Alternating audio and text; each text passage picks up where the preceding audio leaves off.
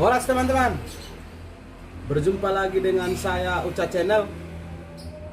Semoga teman-teman dimanapun Anda berada, semoga dikabarkan sehat,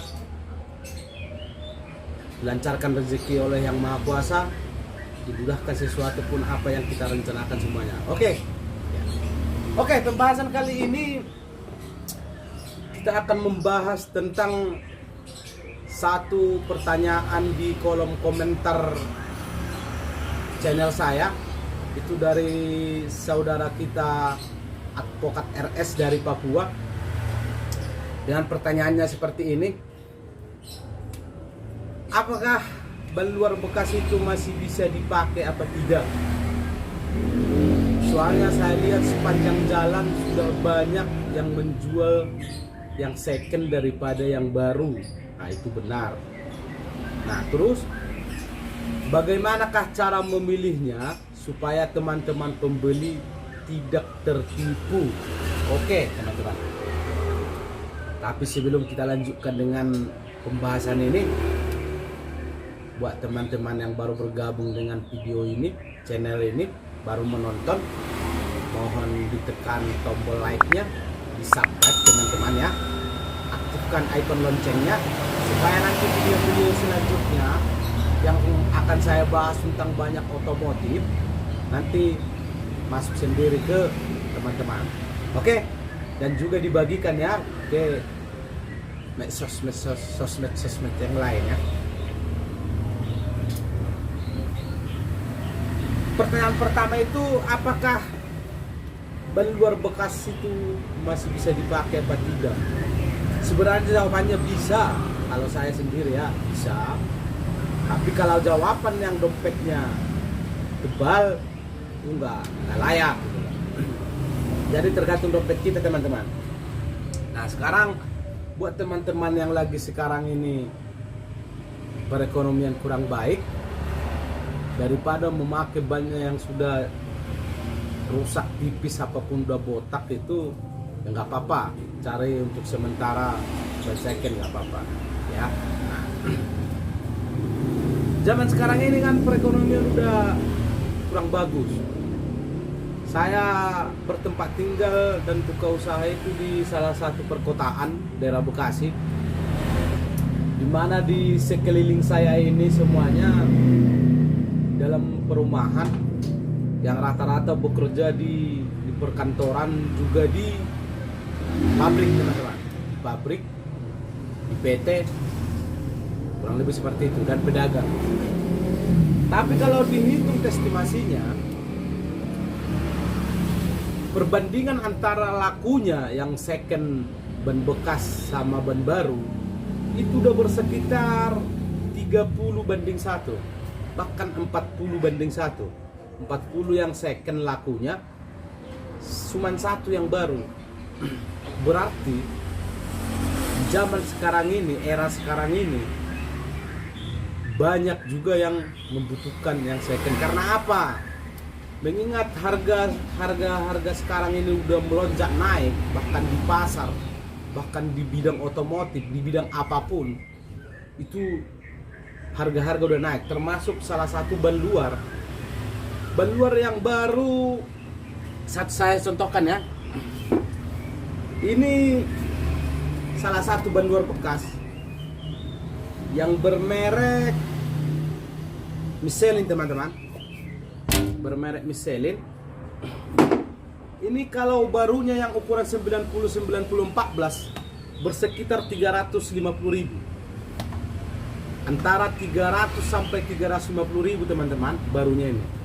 Nah, kalau yang second ini palingan 35.000 juga sudah sama masang ya teman-teman ya. Nah, jadi perbandingan harganya itu memang sangat jauh berbeda. Walaupun pemakaiannya ini kalau yang second itu minimal kalau ban belakang itu 6 bulan lah, 6 bulan 7 bulan masih bisa. Sedangkan yang baru buat belakang itu paling kuat 2 tahun kalau untuk motor aktif ya teman-teman ya. Motor aktif beda, kalau jarang dipakai ya wajar lah, 4 tahun 5 tahun nggak habis ya wajar.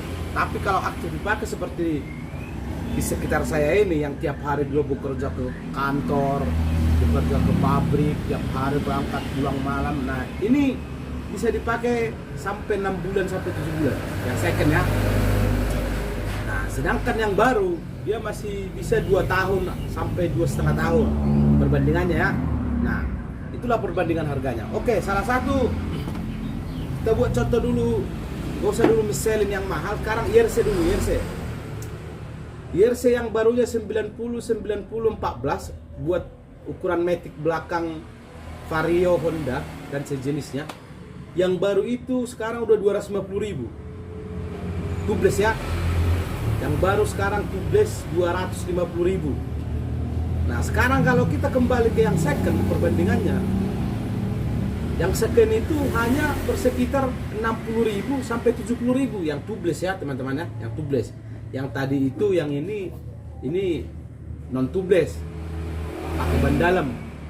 Kalau dia yang pakai ban dalam itu artinya harganya cuman dari angka 30.000 sampai 35.000 ya teman-teman ya. Nah itu yang pakai. Kalau yang tubeless dia dari harga 60.000 sampai 100.000. Itu kalau 100.000 itu artinya udah copotan, artinya dia bersekitar 80% 70% lah masih copotan, artinya itu masih tebal teman-teman ya. Nah itu bersekitar 60 sampai sampai 70 sampai 100 itu ukuran 14 ya matic ya yang tubeless ya. Sedangkan yang barunya 250.000. Nah itulah perbandingannya teman-teman. Dan memang kalau untuk layak dipakai ini tetap masih layak. Saya juga seorang bengkel otomotif ya, tetap saya memilih yang second teman-teman ya. Motor saya juga semua tetap yang second ya, karena perbandingannya sangat jauh, ditambah juga yang second itu juga banyak yang masih bagus. Oke, itu teman-teman. Terus bagaimana cara memilih ban supaya teman-teman pembeli tidak tertipu? Oke.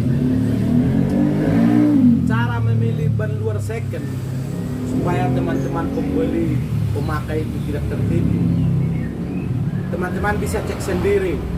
Yang pertama itu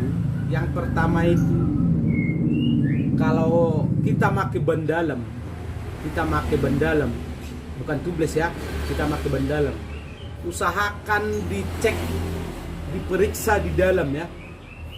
Di dalam ini usahakan diperiksa dulu. Pertama, jangan sampai ada yang cacat.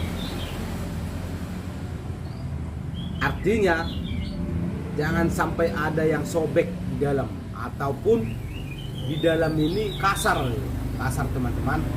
Artinya kalau dipegang aja dia kasar. Nah itu akan membahayakan buat ban dalam. Kenapa membahayakan? Karena setiap kita jalan itu ban itu antara ban dalam sama ban luar itu bergesekan. Nah bergesekan, jadi apabila di dalam ini ada yang cacat, apa ada yang kasar, nah itu yang buat ban dalamnya selalu bocor halus tanpa kena paku, kena kawat atau sejenis lainnya, bocor sendiri. Nah oke, itu yang pertama ya. Yang kedua, teman-teman bisa dengan cara dipencet apakah masih tebal apa tidak gitu. Kalau ini masih tebal teman-teman, masih tebal. Kalau masih tebal, carilah yang paling tebal di antara yang ada pilihannya. Itu aja satu. Nah, itu yang kedua. Terus selanjutnya, usahakan ngecek ban itu sekelilingnya itu dicek apakah si kembangnya ini rata gitu. Artinya zaman sekarang banyak ban yang gelembung, yang bunting.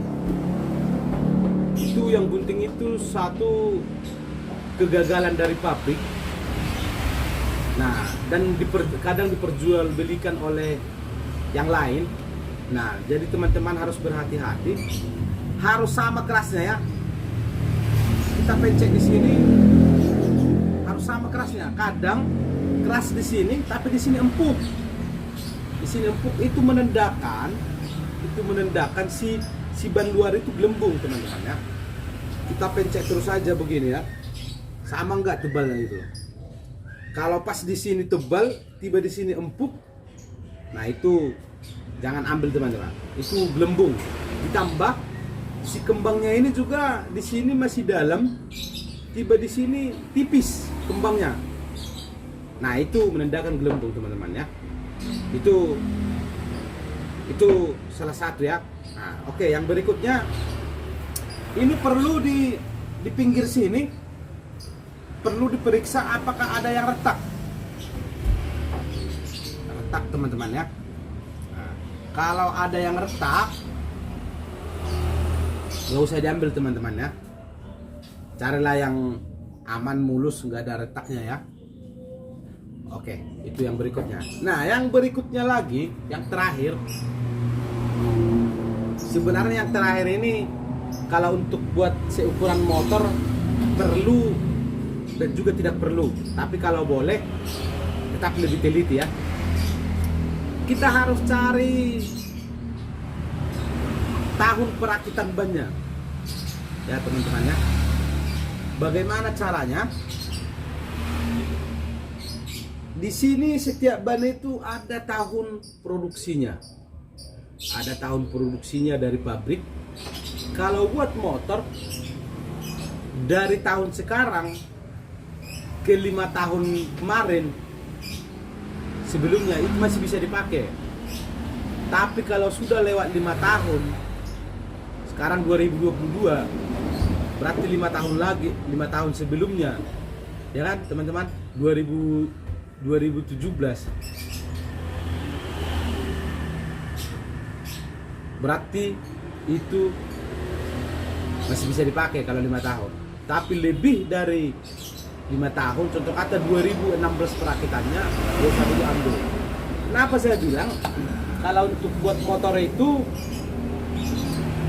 kalau dia tahunnya sudah tua, artinya udah lama, itu rentan pecah apabila posisi kita perjalanan panjang, posisi ban panas, itu suka meledak. Nah, itu pertama. Terus retak-retak, biasanya retak-retak di pinggiran. Itu kalau sudah 5 tahun lebih. Nah, bagaimana cara ngecek tahun perakitannya? Nah, ini teman-teman. Di sini lihat aja di seputaran ban ini dengan berjenis seperti ini. Berjenis seperti ini ada kotak.